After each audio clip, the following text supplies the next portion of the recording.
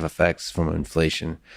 I wonder if there's other not undiscovered, but ones we're not making explicit now, forces that are creating the, all the things we're seeing now with, like you said, cancel culture and all those things, but also the negative effects on the quality of products and the excellence of the creativity and the innovation, all those kinds of things. I wonder if there's other factors. It's kind of, it's compelling to think money's at the core of it all. Like if you fix, I forgot what the phrase was. Fix the money, fix the world. Yeah, fix the money, fix the world. That, again, things that sound good, I'm skeptical of by nature. So I wonder if there's other things that are beyond money that are somehow deeply integrated into our human nature. Another one related to money is social cohesion itself. So very simple anecdote for this was the more you increase the inflation rate, social cohesion is inversely proportionate to that. So the extreme example would be hyperinflation, right? Where the money is produced in such excess that it loses all meaning and relevance. So today in Venezuela, there is cash clogging the gutters, clogging the streets, clogging the sewer system, because the cash has lost all relevance. And so anecdotally, we would suspect that, okay, if there's a inverse relationship between inflation and social cohesion, if we could then take inflation to zero, couldn't we theoretically increase social cohesion to its maximum?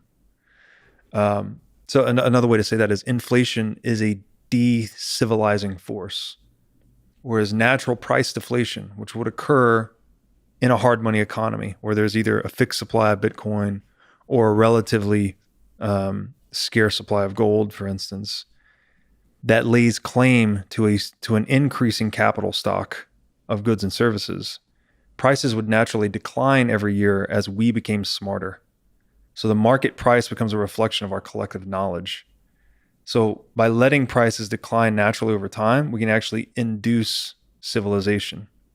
But by trying to force prices higher all the time via the central bank, we're creating the opposite effect. So we talked a little bit about the Soviet Union, and I happen to have lived through the collapse of the Soviet Union.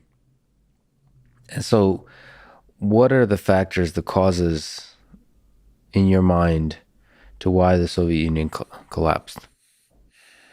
So definitely a multivariate situation. I think there's a lot of factors. One that jumped out to me recently, again from that documentary that I didn't note before, was that at one point Stalin eliminated, I think, 75% of his intelligence force,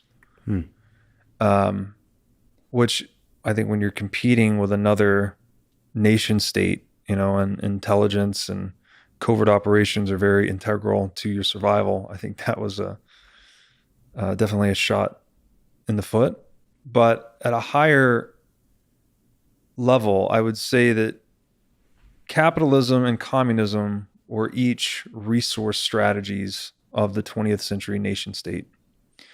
And they seem, we commonly consider them to be diametrically opposed, but there's actually a lot of commonality between the two. The difference would be that in Soviet Russia, as we alluded to earlier, they tried to completely replace price signals with this nationalistic faith and devotion. So they removed the economic nerve signal, which coordinated the allocation of capital over time. So this inhibited their ability to generate wealth. Whereas in the United States, we left most markets open to free enterprise. So we honored the integrity of price signals, and we allowed people to trade and accumulate wealth.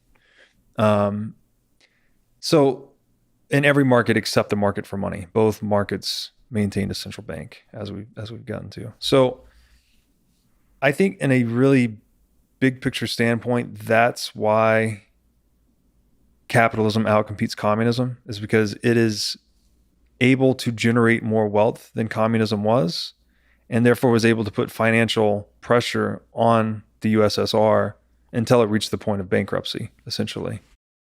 A similar model, I would argue, is that for the same reasons we saw capitalism outcompete communism, which I think at the data that I recall was that the USSR's economy was valued at close to 1/3 of its inputs. So if you just didn't do anything inside the USSR and just sold all the raw materials that were going into it, it would have been worth 3 times as much as sending the materials in, running it through the efforts, and then shipping things back out. It was value destructive versus value creative. And I would argue this is because, again, the centralized computing model versus decentralized computing model, it just became more and more corrupt over time. It got to the point where I think most of the occupations in USSR towards the end were as informants, right? They were working for the state. Jordan Peterson makes this point too, that at some point it was actually illegal to be sad in Soviet Russia, because if you were sad, you were contradicting the utopian view of the state. So if you were sad, you're implying the state's not doing something wrong. But by the way, this does remind me, what do you know what Jordan Peterson thinks about Bitcoin and about the future impact of Bitcoin on the society? No, I don't actually. We're hopefully going to be talking to him soon about that. We did a book club on his book Maps of Meaning, and he engaged with us about it. So we're hoping to deliver the orange pill to Mr. Peterson. The orange pill. I think his audience is one of the most important audiences in the world to understand Bitcoin. These people that are conscientious and responsible. I think they'll quickly understand Bitcoin's value proposition and help elucidate it to the world. I'm trying to remember what he said about it. Basically, I think his support of Bitcoin is grounded in the kind of people who are opposing Bitcoin.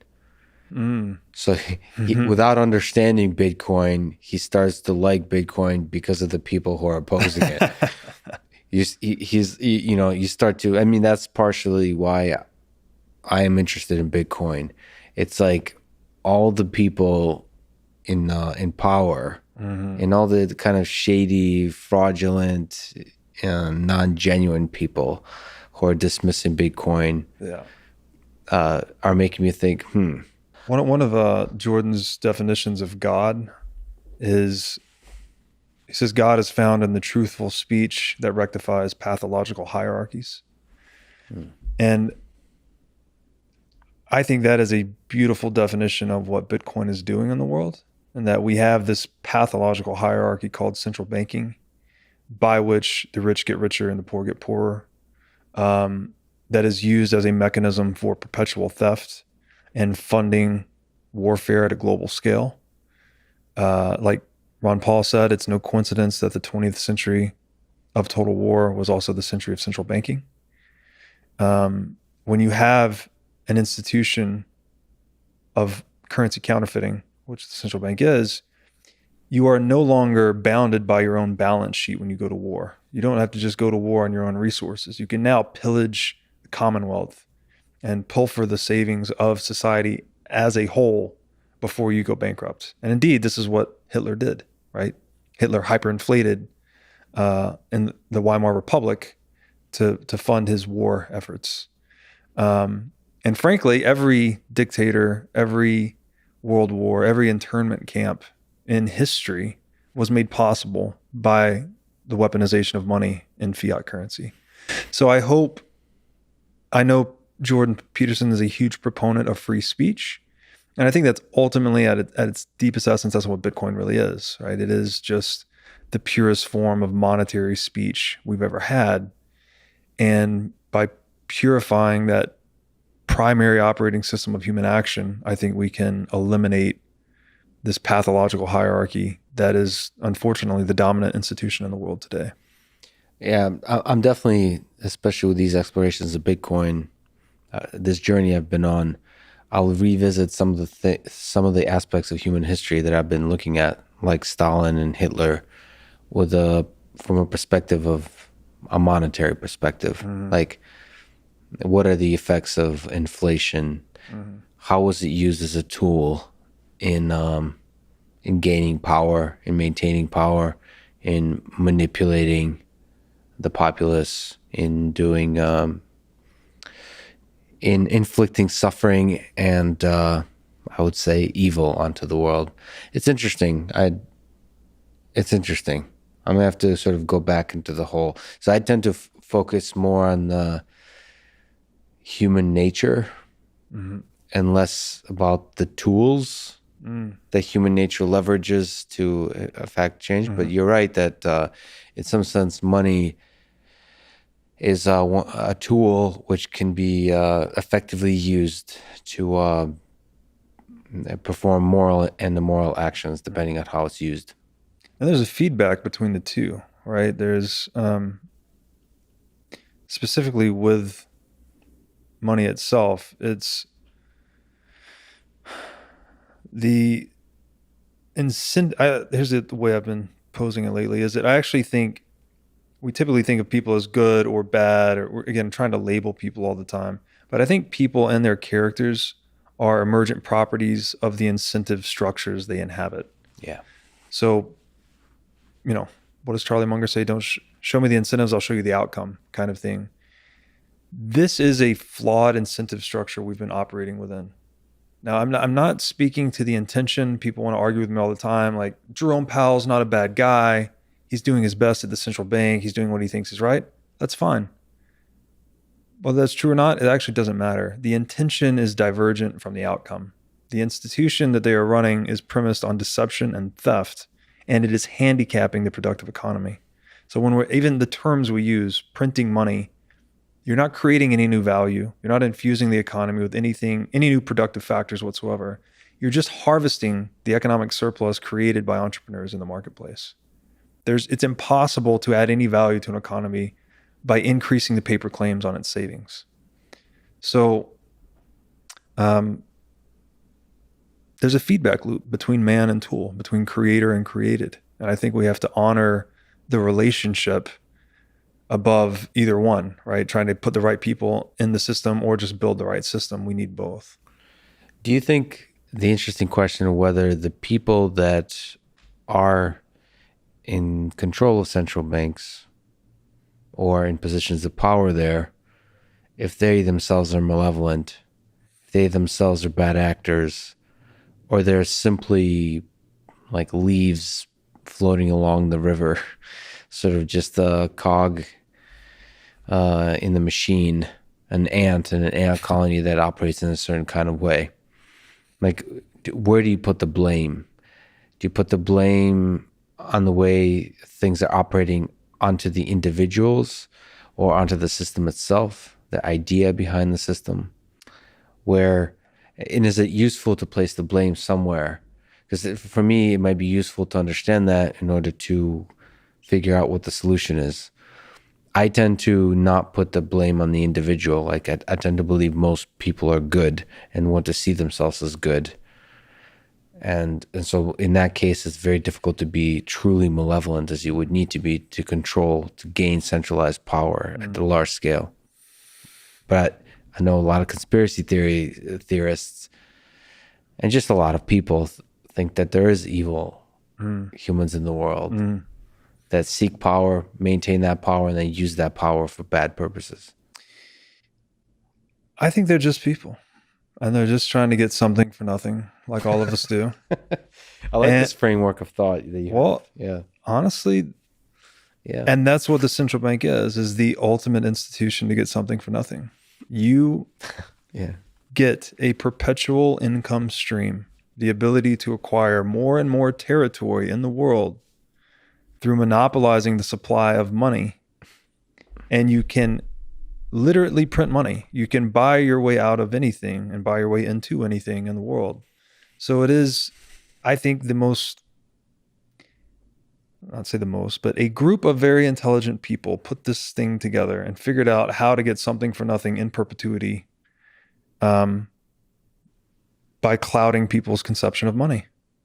And, if we look at the central bank, it's been around for a while, but the latest implementation here in the US is the Fed. It's about 100 years old. It's an analog age institution that I think has lost a lot of its relevance in the modern age. And I don't think it will survive the ever galvanizing gaze of the digital age. There's just too much sunlight, too much transparency today. Ideas move too quickly for something like this to remain relevant. But They are just people. They are just seeking something for nothing. But I think when you concentrate that much power and that much control, that much wealth into the hands of few, it does change. Hayek argued that the nature of power, again, it's something that we all sort of desire. To be completely powerless, you're really unhappy, right? If you're totally powerless, you're a slave. Someone else tells you what to do. You have no autonomy. It's miserable, right? So there's this, it makes the consolidation of power alluring, and that we want to protect ourselves from that slave state, let's say. But like many things, it can be taken too far. And when you concentrate power into too few hands, Hayek argues that it transforms. It becomes something much more intoxicating than it would be if it was held in a more distributed way. And I think that gets into a lot of these, I don't know if they call themselves elites or people call them elites or whatever, let's say shareholders of central banks, people participating in the World Economic Forum, things like this. They come, I guess the incentives, right? The incentive schema they're in is rewarding them constantly, telling them everything they're doing, saying, and thinking is correct because they just keep getting richer all the time. And it leads you closer to this definition of evil, which in the book Paradise Lost, Fridman said, evil is the force which believes its knowledge is complete. So these people become more and more convinced that they have the plan or they have the course of action that will save the world, that if everyone would just listen to them, that they would lead us to the promised land, right? Whether this is Bill Gates saving us from a climate crisis or any of these other economic policies that are targeted at a certain outcome, but almost always diverge almost perfectly from that outcome, creating its opposite effect. I think that's the problem, that we have this mechanism that can concentrate wealth and power into the hands of so few that it leads to the proliferation of evil, meaning that it convinces people that their knowledge is complete. Whereas something like a Bitcoin almost forces the opposite outcome. In a Bitcoin denominated world, in a pure free market, the consumer is sovereign. So you cannot earn value in the world unless you are serving your fellow man, unless they have expressed through their buy and sell decisions in the marketplace, right? You've created a satisfaction of a particular want that they value so much. They've acquired so much of your good or service that you've become rich. You can only maintain that position of wealth so long as you continue to serve your fellow man. So it changes the incentives such that dominance in the world can no longer be paired with coercion. It has to be paired with competence. And that's how this, when we say Bitcoin fixes this, that's what we mean. Like it restores that skin in the game, that balance of incentives and disincentives that help us properly navigate reality. And it prevents the buildup of systemic rot like we see with the central bank. What books? People love this question. And you're exceptionally well read. You've explored all kinds of ideas. Is there some books, technical, fiction, philosophical, coloring books, children's books, had an impact on your life and you would maybe recommend to others that they should read? I think we mentioned a couple of them here today, but I think a really useful triplet of books that I've been recommending recently to help diffuse this materialist worldview of reality, where we still think in kind of the Newtonian model that it's atoms and cause and effect. And I'd first recommend Jordan Peterson's book, Maps of Meaning. It's a deep dive into mythology and how it's developed over the course of history and how it's reflected both in our social structures and our intrapsychic nature, really, and how they come to reflect one another in a way. Like the way we think, again, shapes the world, and then the way the world is shapes the way we think. That's an excellent book. It's a very dense and difficult read. Actually, this trilogy is pretty brutal. Probably take you a year to read, hours a day. The second one I mentioned earlier was Human Action by Mises. The ultimate tome on Austrian economics will help explicate this realm of relevance, I think, that economics truly is, where again, there are things, and then these things become means or ends once we channel our purpose through them. So this realm of non-materialist relevance that I think is really important to grasping economics at a first principles level. I think that book lays it out tremendously. And then the last one would be, I think I mentioned this at the beginning, was that book Leela by Robert Pirsig, where he's, making the case that value is fundamental. And all of these books, they kind of all point to that, actually. They're pointing back to value being the fundamental thing, values expressed through moral action as being the fundamental substrate of reality. So it'll if you're like me, that I grew up quite scientific minded, it'll help diffuse some of that and maybe retrain you to the other side of reality. So you said these books are difficult. Maybe you can comment on which aspect is difficult. Is it just the technical nature? Is it the length? Is it the depth of the ideas, or how long it takes to integrate them?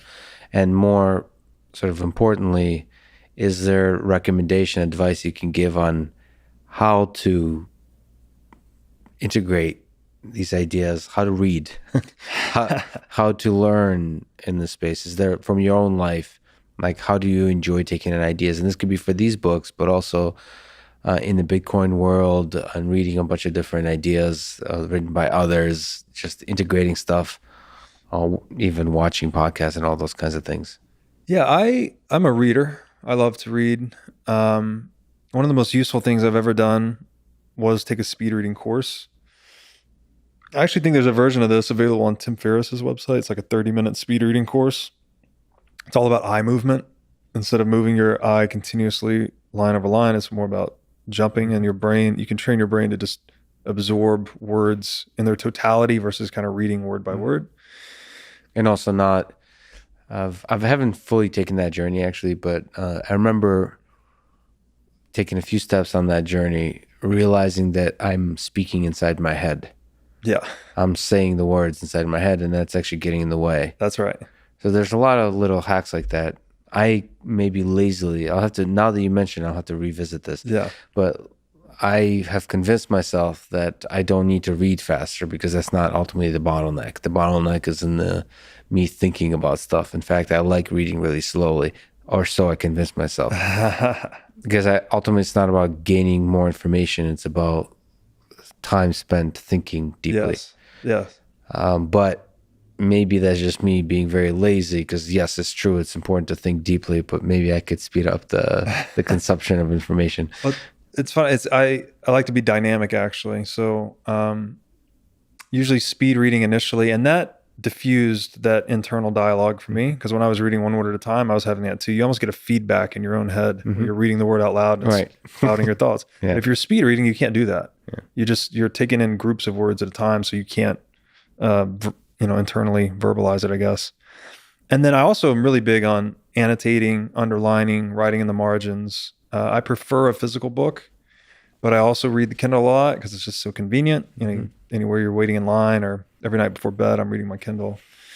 And I also advocate rereading a lot. So if you found something that, struck you at a deep level, you found particularly fascinating, like, you have to listen to that. That's your mind or your spirit's signal that is something meaningful to you. And you should, to your point, reread it, sit with it for a long time, write about it. And that becomes the ultimate triumvirate of synthesizing an idea, actually. If you can read about it and then write about it and then go and talk about it, you get this crystallization of understanding that's just not possible doing any one of the three or any two of the three. So definitely highly recommend people to do that. And in terms of how are those books difficult? I mean, in every way. They're all long books. In terms of density, I would say Leela is the least dense. Maybe Maps of Meaning. I don't know, but Maps of Meaning and Human Action are both extremely dense. But they're just, I had to read those books very slow.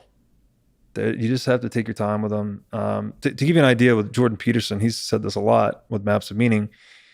He spent 3 hours a day writing for 15 years to write that book. It's probably, I think it's a 600-page book. He said he estimates he rewrote every sentence in the book 50 times, 50, to try and get it, just perfected. And when you read these sentences, you can tell that he rewrote it 50 times.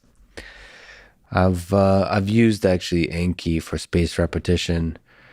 It's like it's an app. I'm not sure if you're familiar with it, but it allows you to load in facts or terms or entire paragraphs, and then it brings them, you review them every day, and then it brings them up less and less often over time as you show yourself being able to remember the thing that you wanted to memorize. And oftentimes when I'm reading, what I want to memorize is the key idea. But also, like, I use it for, I'm terrible with names, so I'm started to use it for names too, of names of people, names of like people that I want to remember. Yeah. And also throughout history and also my own personal life, but also events. Dates to me are usually not important, but sometimes dates are really important. And so it's really useful. I recommend it highly. Naval, I think, mentioned a piece of software called Readwise or something like that, that I hope I'm saying that correctly. It's something like that. And what it does is it goes to your highlights from your Kindle or the various places where you highlight stuff that integrates with Goodreads. And it does the same kind of spaced repetition, but for things you've highlighted. That's super cool. It sends an email every day. It's been really, I recommend it highly because it sends, like, to me in email form, a selection of the things I've highlighted and previous things I've read. Wow. And it's like this weird, like, shock to your memory of that sprinkles, like, I have probably way too much Orwell in there. And it just kind of like, it brings you back. And these ideas that are, because what you realize, depending on how you highlight, but at least for me, and I think it's probably true for a lot of people, the things you've highlighted had at that moment like an emotional impact on you. Yeah. And so, like, these things are just like hitting you hard again. Yeah. It's like, whoa. It might not be meaningful to anyone else except you, and it's something I recommend. You never know with these like hacks or tools and so on, like what's actually BS and what is amazing, and that one is kind of amazing. So, at least for me, it works for me and Naval. I think he's the one. Readwise, you said. Readwise, yeah, or something close to that. Yeah, it could be read something else, like Read Wealth or something. The one other thing I really like, and this is more of a new one, is I used to always listen to music at the gym, but now I've just, because I'm so backlogged on podcasts, right? There's so many. I exclusively listen to podcasts when I'm walking or when I'm at the gym, anytime I'm doing something that I can't, read, basically. And I think there's something really special about exercise and ideation. I mean, I don't know if this happens to everyone, but my creative juices just go ballistic when I'm at the gym. Like, I hit a certain point of, I guess, heart rate, and you're sweating enough, then the ideas just start to flow. Yeah. So I'm basically at the gym now, listening to podcasts, exercising as fast as I can to try to get to that state of, where you're just strenuous exercise, I guess you would say. And then I'm end up typing notes into my phone as fast as I can with all these ideas that are flowing. So I've created a lot of good writing out of that. Yeah, it's kind of work. So I do running quite a bit. So running outside, and I'll listen to. I told myself, this has been going on for about a year. Is I only listen like the stuff that's either World War II or World War I related. So Hitler, Stalin, like difficult historical stuff. And also listen to brown noise. So those are the two modes. So brown noise, it helps me. It's like white noise, but like deeper, I guess. It helps me remove the world. At the gym, there's a lot of distractions. When you're running, there's a lot of distractions. It helps me remove the world. So one, I'll be listening to difficult historical ideas. And then when my mind is all of a sudden starting to generate ideas, I'll listen to brown noise, and I'll then force myself to think. It's it's meditative in a sense, and your mind wants to be lazy. It's hard, man, for like running and thinking, in the sense that some of the ideas that come into your head are pretty heavy. It's about your own life. It's your own demons come in there, Yeah. but also just difficult ideas that require you thinking through and persevering through that, like not letting yourself get lazy and like thinking through it has been really for me rewarding in the same way that you're saying it is for you. It's true that like podcasts and music, like shallow, like funny podcasts or music have been a kind of filler distraction. Hmm. But informational podcasts, like podcasts that have some depths of ideas or audiobooks, have been truly rewarding. I try to listen now less and less to podcasts that are just fun Hmm. because I feel like I enjoy it too much and I don't allow my mind to get bored and to think through stuff, to explore Yeah. ideas. It's so easy to fill the space that usually would be filled with thought, and instead fill it with fun podcasts. Like Yeah. there's a bunch of comedy podcasts I really enjoy. So there's value to that, of course, but you have to realize it's entertainment. It's not. Yeah. It's not. You don't get much value except entertainment Right, from it. right. And there's utility to the boredom too, I think, yeah. where to give your mind the space, I guess your subconscious maybe the space to chew on some of these problems, right? Yeah. Where you've imbibed so much knowledge, you've highlighted and thought about something, but then you need to stop thinking about it for a while and let it marinate in the subconscious. And then, these flashes of insight that people have described, sometimes I get them in the middle of the night, like I just wake up from a dream and have them and I got to write it down, or sometimes it's in nature, taking a walk. But I think that's very important too. We can't just brute force our way into understanding. There's this interplay between kind of the brute force reading intake and then just relaxing, meditating, sleeping, being bored, letting your subconscious do the heavy lifting. And there's like you should be aware of the fact that there's a war for your attention going on. So there's a lot of there's been better and better and better mechanisms that are designed to steal your attention. So I kind of see it as a war zone between my right for boredom Yeah. and the internet wanting your attention. In fact, Clubhouse as an app has been, I'm probably not going to use Clubhouse much anymore because there's some aspect of my own inner loneliness and whatever it is that pulled me into Clubhouse a little bit too much to where it robbed me from that lonely time alone where I sit and listen to Bruce Springsteen and think about life. Right. So I want to. That's way more important. That's way well, yeah. At least it's all in balance because there is a Clubhouse, like a lot of these social networks, when used right, can be a way to discover new ideas, new Right. people. But the boredom and just being alone with your thoughts is priceless. Absolutely. And you got to know yourself, right? Like it took me a long time to realize I need solitude. Yeah. Like just how I'm wired, how I'm built. I need like an hour a day solitude. So you got to listen to that part of yourself. You might be compromising something like that where you feel like you always need to be with your girlfriend or whatever it may be, but I would suggest listening to that voice. Yeah, I try to remember things that made me feel good over time, like long term had positive impact and long term had negative impact, and do more of the former and less of the latter. Yeah. We don't often think like that. We talked offline about like carnivore diets, for example. I try to remember that carbs don't make me feel good. Yeah. In the moment, hard. it's hard to It's remember hard. that. It's hard. But like, you have to remember that's the case. And in the same way, exercise, it's hard to remember that exercise makes me feel good. Like Especially when it's time to go to the gym. Right? Especially when it's time to go to the gym. But you should remember that because the kind of person you are without exercise, for me, just like you beautifully said, that you have to know yourself. The kind of person I am without exercise is a less good person, a person I'm less proud of. Yeah. The food thing is so hard, by the way. I still, I can't tell you how many times I've learned the lesson, like, don't eat that. But then, you go a few weeks of not eating whatever that is, and you're feeling good. Yeah. And then you're, I don't know, something creeps up inside you like, you could just have one or you could just do this. But for me, it's sugar. Like sugar just makes me feel terrible.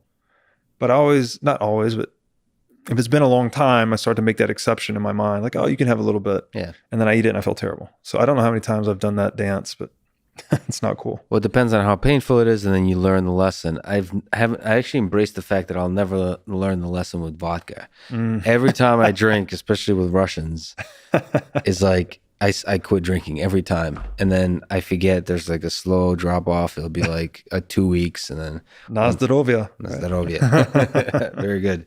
So it never makes me feel good. It never results in anything good, except the beautiful social chaos, Yeah. which is ultimately somehow there's value to chaos too. Yes. There's value to that. Whatever the hell stupid stuff you do when you get trashed, the over the top emotion of love usually or whatever, Yeah. camaraderie. There's value to that too. Like as I get older, I realize because the world sometimes, especially when you get older, and the world wants you to be an adult. In order to maintain the youthful spirit, you have to use all the tools you can. Yeah. And alcohol is one of them. Right. To do all the stupid shit you can, even if you're like getting older. To lower the inhibitions and Lower the again, it's that taste of uncertainty that is the sweetness of life, right? To be able to go out and be a flaneur at a party and not really know what you're going to do. And it's, we have this draw to the wild side of life. As much as we try and build up order around ourselves, I think there's always going to be an appetite for that. I've always, most of my life, I've always been a social drinker, but I actually gave up alcohol a year ago. And I would add that to the idea, the repertoire for dealing with bigger ideas, because alcohol's fun. It's good times. It can be analgesic. It can do it can give you all these benefits if you use in the right amounts. But I got to the point personally where I was trying to wrestle with these ideas that are just so much bigger than me and I have this backlog of books that was growing faster than I could read them, that I just reached a point where I decided I wanted to start making sacrifices toward attaining that. And alcohol was just an easy one. You spend, even if you just drink socially on the weekends, you're probably spending 5 to 10 hours drinking, and then maybe another 5 to 10 hours recovering, perhaps on the day after. So it was a difficult transition initially, but once you get through a couple of months, I feel amazing without it. I sleep better than ever. My workouts are better than ever. I'm sharper than ever. I'm more lucid. So I'm not trying to be a proponent for like not drinking, but I just want to But say you're a proponent for sacrifice I am a in big some proponent for dimension. sacrifice. Yes. Is there advice you would give to a young person today, curious about Bitcoin, curious about how they succeed in the world, or both career-wise and just in life in general? I mean, the strongest piece of advice I have this is beyond just Bitcoin. This is you managing your own personal and financial affairs, is that you need to invest in knowledge first. It's not good enough to just follow the crowd and buy a 60/40 portfolio and put it in a Roth IRA and plan on Social Security. I mean, the world's changing much faster than any existing institution is going to be able to keep up with. So that's why that's why I named the show the question, what is money? Like, I think that to me is the rabbit that took me down the rabbit hole. Is like just asking that question naturally progressed to these other questions, like what is value? What is government? What is, what is the Speech. purpose of society, speech, all of these things. So I would encourage people to arm yourself with knowledge and study. And like that a lot of financial people always give you, a line of advice and then say, this is not financial advice. Well, like, this is financial advice. Like, study, Yeah. study, learn. Knowledge is power. Yeah. This is official financial advice. Yes. And you're exercising your divine trait, which is the logos, right? That we are these animals that can tell and believe stories. So it feels like almost a sacred duty to really sharpen that part of ourselves, and use it to create the best world possible. And then, the second one was I think health and fitness stuff. Maybe everyone does this in their 20s. They just live a little fast and beat themselves up. Um, Not that I wasn't like I was living well and, you know, successful by a lot of measures, but I wish I had maybe gotten my act together a little bit sooner. Um, I just Health think, wise, morality wise, yeah, financially? drinking, I think morality and eating, I just was kind of doing whatever I wanted in some ways, let's say. Um, Is there a value to a trajectory that includes a lot of mistakes? So maybe well, you're supposed to make that's a the great point. mistakes in your 20s. That's a great point Maybe too. the 20s are all about the mistakes. Accumulate the most mistakes possible Yeah, I and don't as quickly as possible.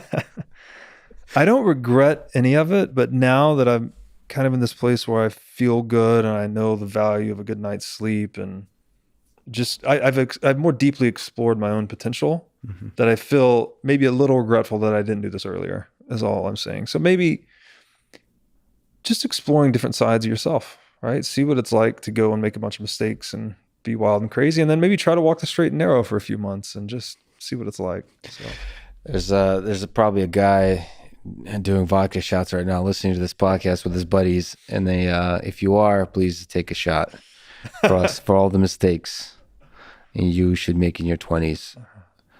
And what about love? We talked about money is ultimately a mechanism by which you can pave a moral path through life. To me, one of the purest expressions of that is love, broadly defined, for family, for others, for knowledge, for the world. It's basically an optimistic, open view to the world that embraces all that is beautiful about this world.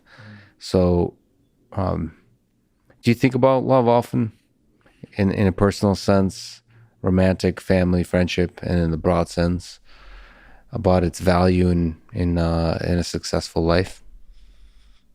yeah, of course. I'm blessed to have a 2.5-year-old daughter, and love is a word we throw around. I love these potato chips. I love you, man. I love you, my daughter. It's got so many different intensities, I guess you might say. But um, I don't know. My intuition is that it is something very fundamental to the universe. Again, I know words don't do it justice, but if we just proxy love with selfless action, Hmm. the whole damn universe is selflessly acting, right? It's just unfolding. And it may sound a bit hippy dippy, but my intuition is just that love is the core of it somehow. Um, I don't have anything to back that up, really. It's just, In the way you're framing it, it's making me think that love. We talked about sort of meditation is, as opposed to thinking from an egocentric perspective of you, the individual operating in this world, is allowing you to be empathetic towards the world and mm, thereby think of the universe, think of the world acting through you, hmm almost like accepting this notion that ideas have you, you don't have that's ideas, right. that you're not existing in the universe is existing through you. It's sort of Yes. like that's what selfless in that context means, is like embracing that thought. And that's a weird thought. It's a weird thought that we're just here for a little bit of time. These meat vehicles, Yeah. receptacles, and this much bigger thing is just using us, not in a malevolent way, but just like a river flows, is using us to create more and more beautiful things. Yes. Yes. More and more beautiful things. We are the universe experiencing itself, Yeah, frankly, right? So, that's a trippy thought, man. yeah. That in some sense the universe created us Yeah. to experience itself. And we are one of the highest forms of beauty that nature has created. Right? If we just think one of the most complex and adaptive thing, we're a reflection of nature. And another thing that comes to mind here is that Dalio has this quote where he says, "Truth, or more accurately, um, an accurate depiction of reality, is necessary for any good outcome." So when we think that love or value is primary, I think that too reinforces this thesis that acting out of love or acting out of proper moral action, you're best reflecting the fundamental nature of reality. Mm-hmm. Therefore, you're best creating the best possible outcomes or the things of the most beauty, whether that's your artistic expression, your children, your business, whatever it is. And Jordan Peterson goes deep into that, where you have to listen to that sense of meaning in your life, where you might have some decision on paper that's so great this way, but your heart says no, your heart says otherwise.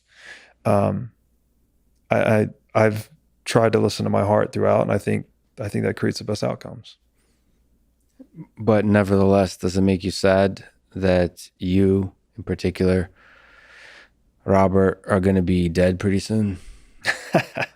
As we talk about scarcity, one of the certain things that ensure the scarcity of the human experience is the fact that you and your consciousness are going to be done. They have a deadline. Only time and Bitcoin are absolutely scarce. I'm fortunate that I guess I got started on this philosophical journey a bit when I was younger, but I got into Musashi and Sun Tzu quite a bit. Musashi wrote the Book of Five Rings. Sun Tzu wrote The Art of War. And one of the things that, these guys were just absolute beasts. They lived and died by the sword, and they were just very great equanimity about all things in life. And I also found this kind of in the Stoic philosophy, where they just are very cool with everything. And one of the lines there is that the way of the warrior is the resolute acceptance of death. And so I've always tried to think about that. Like, of course, I experience fear. I experience, everything that you do in a meat suit, right? Like anxiety and all the things. But I always try to have that higher order view of myself, and that it's just a certain experience occurring at a certain level, but it shouldn't override your kind of highest order self. That's just resolutely accepted death, and that this is your one play in life. So hopefully that propels me towards proper action. I think scarcity cannot help but lead to something good. Just like with this conversation, sadly, must come to an end. The scarcity of it is what makes it beautiful. So, Robert, this was one of my favorite conversations, philosophically and in every other level. Just the ideas and the way you express them around Bitcoin, around morality, around money, has been really inspiring and really educational. And I'm glad you're out there fighting the good fight. And I'm glad you wasting all of this time with me. It was really fun. And thank you for coming down to Texas and having some good old brisket together. This was really fun, man. This is awesome, Lex. Thanks for having me, man. Thanks for listening to this conversation with Robert Breedlove. And thank you to Funrise, Element, Mugpack, and BetterHelp. Check them out in the description to support this podcast. And now, let me leave you with some words from Nassim Nicholas Taleb. Antifragility is beyond resilience or robustness. The resilient resists shocks and stay the same. The antifragile gets better. Thank you for listening, and hope to see you next time.